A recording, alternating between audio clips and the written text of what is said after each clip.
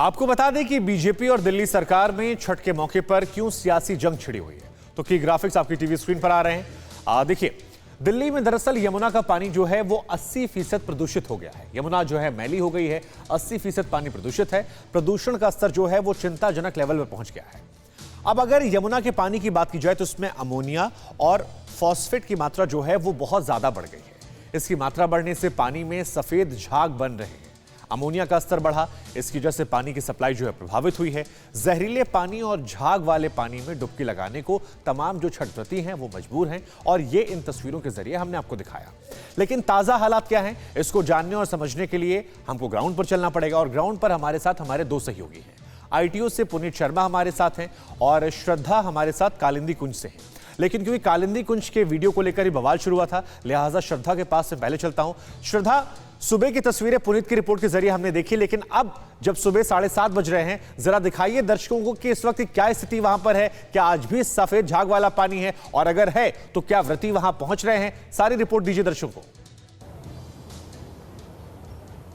देखिए शुभांकर, हम बीते 4 दिनों से रिपोर्ट दिखा रहे हैं, और 4 दिनों से अगर अमूमन तस्वीर की बात की जाए तो पहले की कंपैरिजन करेंगे तो तस्वीर और ज़्यादा भयावह देखने को मिलती है। आज भी अगर झाग देखेंगे, ये जहरीला झाग आपको तैरता हुआ यमुना नदी पर दिख जाएगा, और आप दूर से अगर आप तस्वीरों में देखेंगे तो आप खुद ही ये सवाल करेंगे कि ये झाग कैसे उत्पन्न हुआ। आखिर क्यों जो जिम्मेदार सरकार थी, जो प्रशासन था, जिनकी ये जिम्मेदारी थी कि वो यहाँ पर इस तरीके की तस्वीर ना उत्पन्न होने दें, क्योंकि पिछले साल भी यही तस्वीर देखने को मिली थी। और जो छठ व्रतियाँ थी, क्योंकि छठ का महापर्व शुरू हो गया है, और जो लोग थे इस बार वो यहाँ पर घाट पर आए, और कल जब हमने लोगों से बात की तो वो यहाँ पर खड़े हो गए और ये सवाल करने लगे कि आखिर इस गंदे पानी में, इस प्रदूषित यमुना में वो कैसे डुबकी लगाएंगे। लेकिन सवाल आस्था का था, पूजा उनको करनी थी, तो अमूमन इस पानी में उन्होंने डुबकी लगाई, और सियासत तेज हो गई है। सियासत सब एक दूसरे पर आरोप प्रत्यारोप करते हैं, लेकिन जवाब कौन देगा?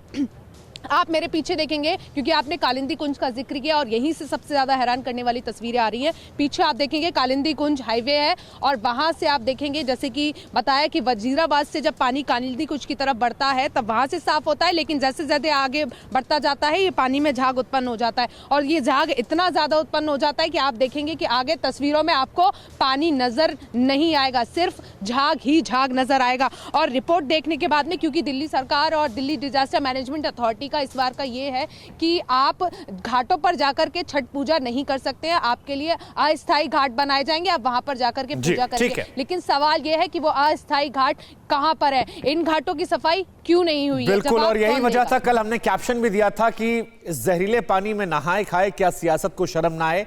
उसका जवाब जो है शायद अब तक सामने नहीं आया है। लेकिन आईटीओ से पुनीत शर्मा भी हमारे साथ हैं। पुनीत, आप जहां पर आईटीओ में मौजूद हैं, वहां की स्थिति क्या है? क्या वहां की तस्वीरें भी ऐसी हैं? और अगर दिल्ली के बाकी जगहों की जानकारी भी आप दे सकें, क्योंकि यहां कालिंदी कुंज से तो डराने वाली तस्वीरें हैं।